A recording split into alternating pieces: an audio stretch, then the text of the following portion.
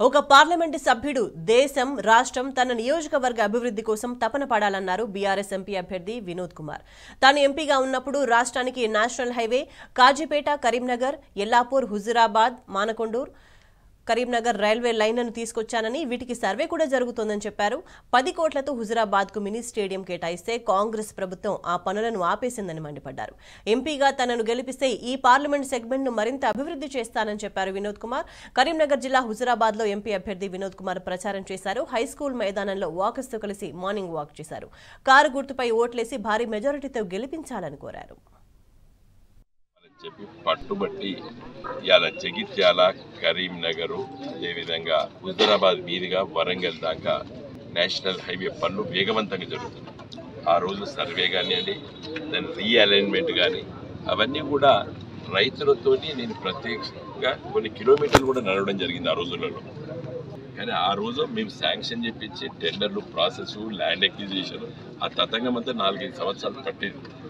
ఇలా హుజురాబాద్కి ఈ bypass road వాళ్ళకి అర్థం కాక సెటిలైట్లో మ్యాప్ చూసేసి హుజురాబాద్ ఆవల వైపు నుండి మరి జాతీయ రహదారి తీసుకొని ల్యాండ్ ఎక్విజిషన్ నోటిఫికేషన్ వచ్చిన తర్వాత రద్దు చేయించి జమ్మికుంట హుజురాబాద్ మధ్యలోకి వెళ్ళిపోతేనే ఈ 2 పట్టణాలు అభివృద్ధి చెందుతాయని చెప్పి దాన్ని మళ్ళీ తీర్చిదిద్ది రీఅలైన్మెంట్ చేసినప్పుడు కూడా చాలా సమస్యలు వచ్చినాయి రైతులతో.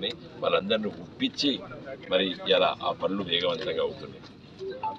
కాజీపేట నుండి కరీంనగర్కి నేరుగా రైల్వే లైన్ వస్తే మరి దక్షిణ భారతదేశాన్ని ఇచ్చేది మరి పశ్చిమ భారతదేశం పోవడానికి మరి నేరుగా రైలు ఉంటుందని చెప్పి కాజీపేట నుండి అన్నారం ఏది మన మానకొండ పక్కకు ఉంటుంది అక్కడ నుండి తీసుకెళ్ళి కరీంనగర్ వరకు రైల్వే సర్వే చేపించడం జరిగింది నేను పార్లమెంట్ సభ్యుడు ఉన్నప్పుడు.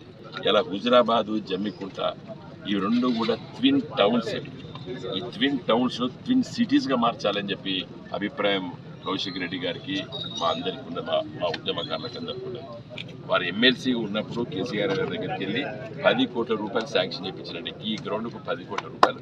మీ పనులను చూడండి ఎంత మంచిగా స్లాబ్ దానికి వచ్చినాయి. 4 నెలల కాంగ్రెస్ ప్రభుత్వం కూడా 4 సిమెంట్ బస్తాలు కూడా కలుపుతలేదు. అన్నిటినీ ఆపేసింది కాంగ్రెస్ ప్రభుత్వం. ఎందుకు ఆపిందంటే జవాబు లేదు. అంటే కౌశిక్ రెడ్డి తీసుకొచ్చింది కాబట్టి ఆపాలి. ఒక కక్ష సాధింపు చర్యలు తీవ్రంగా ఖండిస్తున్నాం. అభివృద్ధి కావాలంటే నన్ను గెలిపియాలి. పార్టీలకు అతీతంగా కూడా మీరు మద్దతు ఇవ్వాలి. పార్లమెంట్లో చాలా సమస్యలు వచ్చినప్పుడు గొంతు విప్పి మాట్లాడేటోళ్ళు కావాలి.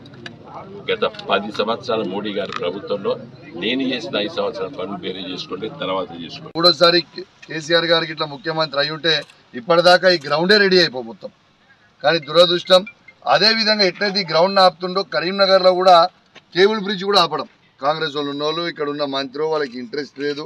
వాళ్ళు మానేర్ రివర్ ఫ్రంట్ని కూడా ఆపడం, హుజురాబాద్ గ్రౌండ్ ఆపడం, అనేక పనులు ఈ కరీంనగర్ పార్లమెంట్లో అనేక పనులు మంచి అవుతుంటే చూసి ఓర్వలేక ఆపడం అనేది చాలా బాధాకరం అని చెప్పి ఈ సందర్భంగా తెలియజేస్తూ ఖచ్చితంగా